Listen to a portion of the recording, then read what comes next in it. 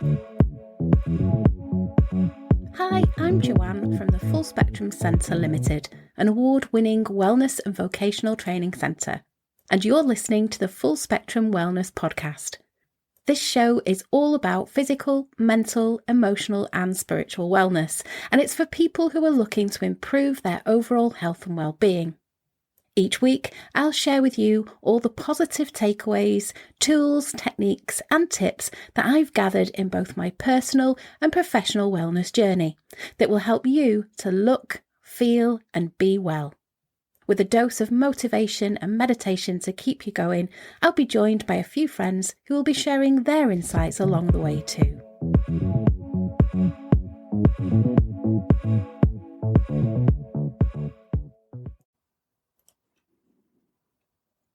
Welcome to episode 6 of our Full Spectrum Wellness Podcast.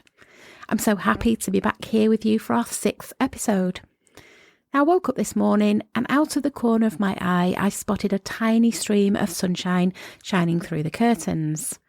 When I got up and I looked out, the sky was blue and the sun was warming on my face, scalp and shoulders. I really do love this time of year. The clean, crisp, fresh air and autumnal colours in various shades of yellow, orange, red, purple and brown.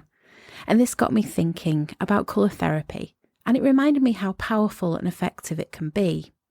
Even though I've been using colour therapy with my clients and teaching the subject matter in our colour therapy diploma for many years, it never ceases to amaze me.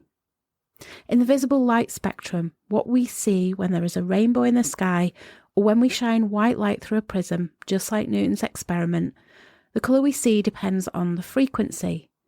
When we view an object, what we are seeing is reflected light because some wavelengths are absorbed by it and others are reflected by it. Different wavelengths look like different colours, so when we look up at the sky, it's blue. And that's because the sky is absorbing all of the colours of light except for blue. The frequency of light that we see as blue is being reflected, and we see the sky as blue. Black and white are different from all the other colours, in that white is a combination of all colours, so when we see something white, it's reflecting all the colours of light in equal amounts at the same time. Black is the opposite. This is effectively the absence of colour, because when we see something black, it's absorbing all of the colours of light. Now, various studies into the psychology of colour suggest that our thoughts, feelings, moods, emotions and behaviour, as well as health and wellness, can be affected by colour. For example, bright white full spectrum light has been used in the treatment of cancers, seasonal affective disorder, eating disorders, insomnia, and alcohol and drug dependency. Blue light has been used in the treatment of a wide variety of psychological problems, including addictions, eating disorders, impotence and depression. And at the other end of the spectrum, red light has been shown to be effective in the treatment of migraine headaches and cancer. In non-medical settings, the behaviour of prisoners differed significantly depending on which wing they lived in and what colour it was painted. Those in red and yellow wings were much more inclined to violence than those in the blue and green wings. Prison cells, police stations, youth centres and school classrooms have also been painted pink in various studies to calm, soothe and relax. And retailers use colour to influence buying decisions and make us feel a certain way. To demonstrate how colour makes us feel a certain way, I'd like you now to just take a moment and close your eyes and imagine your life, your world, completely devoid of colour, just shades and tones of grey.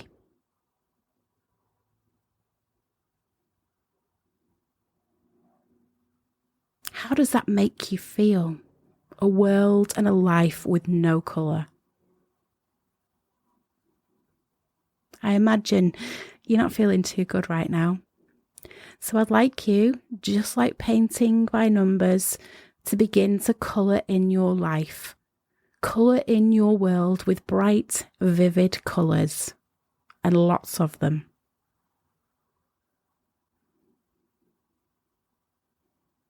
How do you feel now? I imagine you're starting to feel happier. That is the power and effectiveness of colour. It really does affect our moods, our energy, our thoughts, our feelings and our emotions, and our behaviour. Now, colour is energy, and when this energy enters our bodies, it stimulates the pituitary and pineal glands.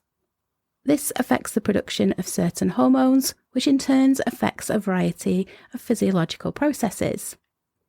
Now, the shorter the wavelength, the stronger the underlying physical and physiological effect will be. It's even been shown in studies that when blind people are asked to identify colours with their fingertips, they're able to do so quite easily. And it's thought that this is because they're able to sense the colour as a result of energy vibrations created within the body. Colour plays an important role in our lives, but most of the time without us even realising it. It's because we react so instinctively to it. For example, red means to stop and green means to go. Our brains are literally designed to respond to colour, and they're programmed as such.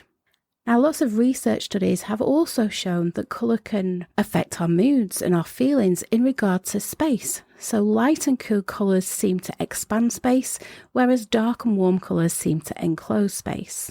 It can affect our perception of weight and size, so dark and bright colours seem heavier than light and cool colours. And the opposite effect is true in fashion design, so dark colours tend to slim the figure, whereas light colours are usually thought to make the wearer look a little heavier. It can affect our perception of temperature, so studies have indicated that body temperature actually fluctuates in response to various colours. For example, red, orange and yellow can raise one's temperature, whereas cool colours have the opposite reaction. It's also been shown that it causes feelings of boredom and calmness, or stimulation and liveliness. So colours may cause the nervous system to become agitated, and the body reacts in negative ways to this stimulus. It's also been shown to affect our reaction to sounds, taste, odours and time perception. And it's been shown to improve the rate of recovery in cases of sickness and disease. It also can cause our heart rates and blood pressure to rise, for example, when we look at intense reds, or cause tiredness or anxiety, for example, when looking at large areas of bright white or grey. Each colour has both positive and negative attributes and healing properties. So let's look at the 7 colours of the spectrum and the chakra system. Now, red, the colour associated with the root chakra and our physical being, is linked to problems such as constipation, diarrhoea, piles, colitis, Crohn's disease, cold fingers and toes, frequency of urination, hypertension or high blood pressure, kidney stones, boils, skin problems, infections, inflammation, impotence, and problems with the hips, legs and feet. Now, it has positive attributes such as courage, grounding, stability, security, strength, warmth, power, confidence, safety, vitality, ambition, pioneering spirit and alertness. But it has negative attributes such as defiance, fear, domineering, resentful, aggression, strain, irritability, hostility, impatience, obstinate, self-pitying, quick-tempered, anger and ruthlessness. But its healing properties are that it stimulates and energizes. It aids tiredness and lethargy. It stimulates low blood pressure and appetite. It boosts sluggish circulation, raises the heart rate, treats infections, helps arthritis, rheumatism, lumbago, sciatica, menstrual pain and anemia. Now, orange, the colour associated with the sacral chakra and our emotional and feeling self, is linked to problems such as premenstrual syndrome, problems with menstrual flow, fibroids, ovarian cysts, irritable bowel syndrome, endometriosis, testicular disease, prostate disease, eating disorders such as anorexia and bulimia, addictive behaviour and depression. And its positive attributes are joyfulness, self-confidence, enthusiasm, creativity, sensuality, passion, tolerance, physical comfort, warmth, security and abundance. Its negative attributes are despondency, exhibitionism, frivolity, dependency, destructiveness, a difficulty interacting with others, deprivation, frustration, immaturity, and irresponsibility. And orange's healing properties are that it aids repression, it stimulates and energizes, aids creativity, stimulates appetites and aids the digestive system, and acts as an emotional stimulant.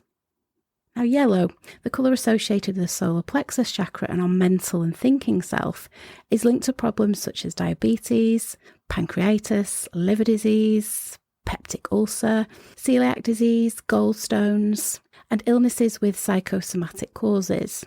Its positive attributes are broad-mindedness, good-humoured, confidence, wisdom, logic, intellectual, positive, optimism, self-esteem, extroversion, emotional strength, friendliness, creativity, mental clarity, inspiration, and optimism.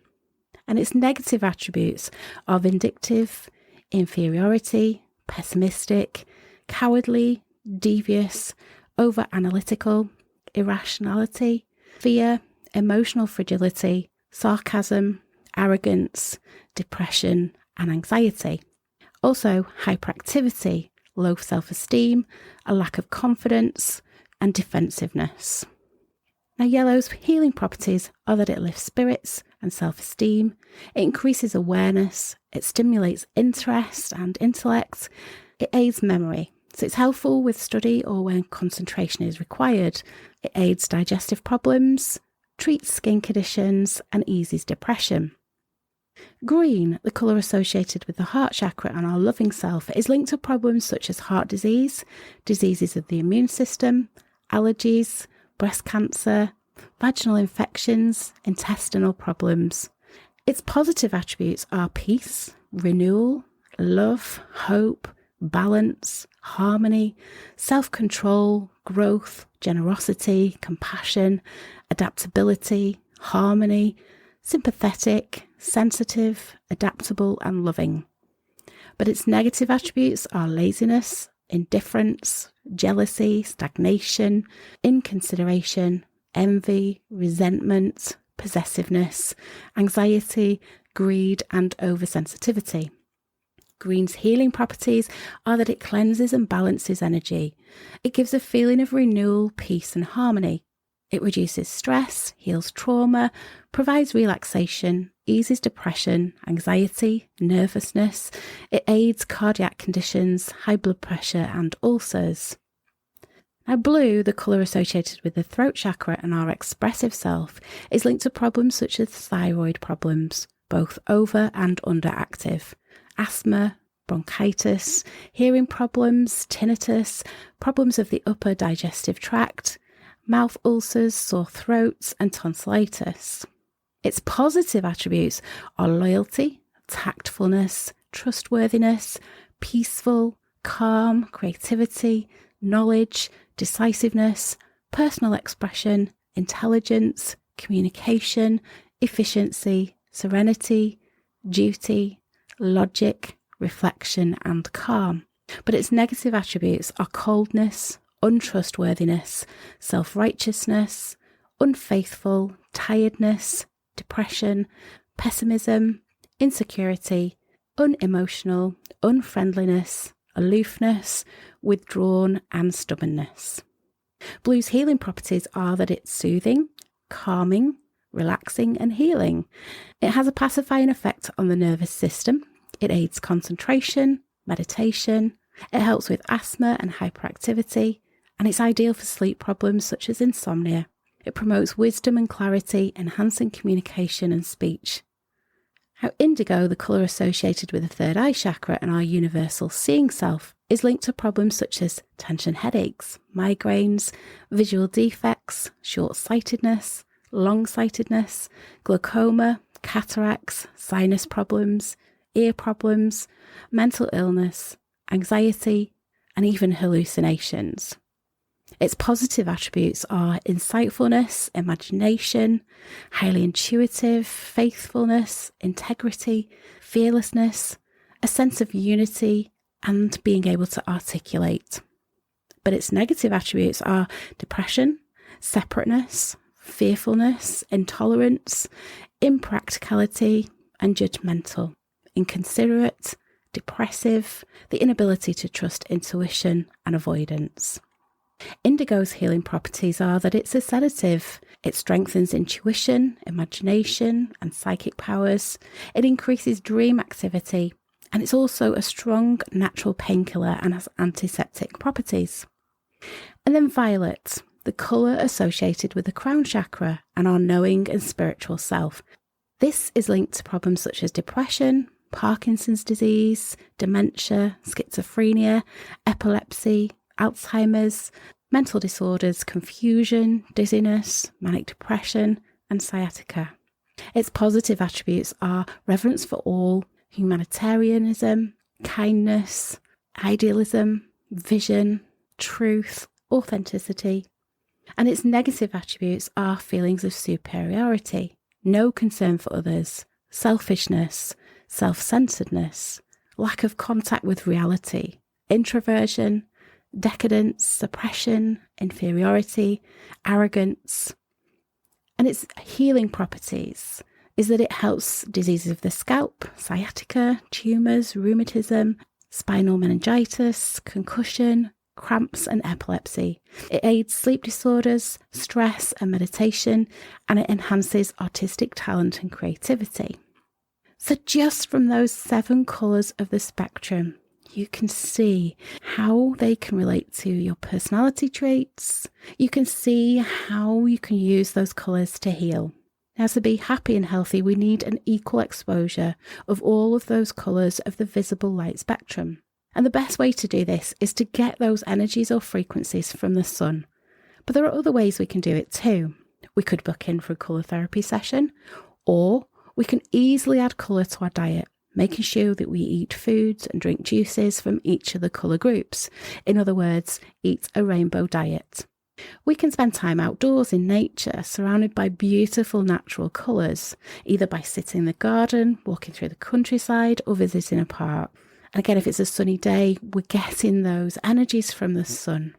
And bear in mind, we should be doing this throughout the year because different seasons bring different colours.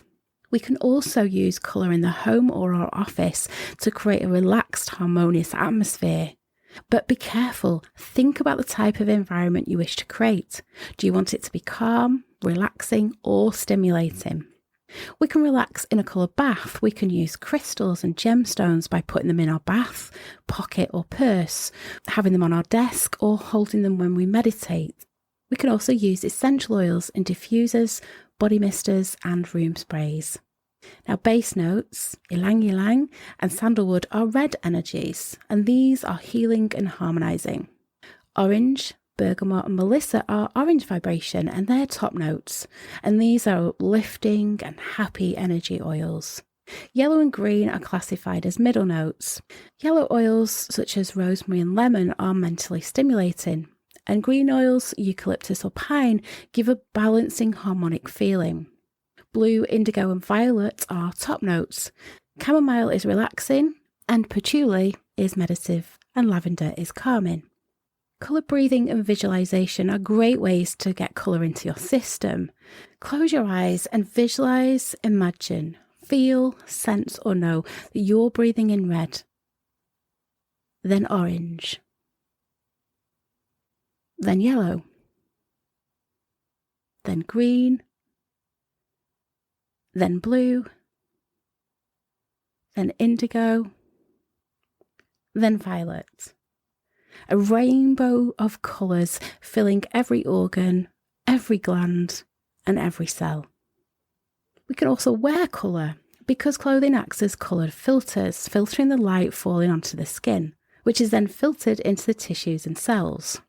Now, how many times have you purchased an item of clothing only to put it in your wardrobe and it's still there with the price tags on? I'm going to give you a little tip that may save you money. Next time you have the urge to buy a new top or a dress, stop. Leave the shop and go and have a drink or a piece of fruit in the same colour. And 30 minutes later, return to the shop. If you still want to buy the top or the dress, that's okay. But if you no longer are attracted to it and you no longer have the urge to buy it, that's because you've satisfied your body's need for that frequency. I hope this episode has made you appreciate colour a little more and given you food for thought about how you can utilise it for health and wellness. Have a colourful week. I'll see you soon.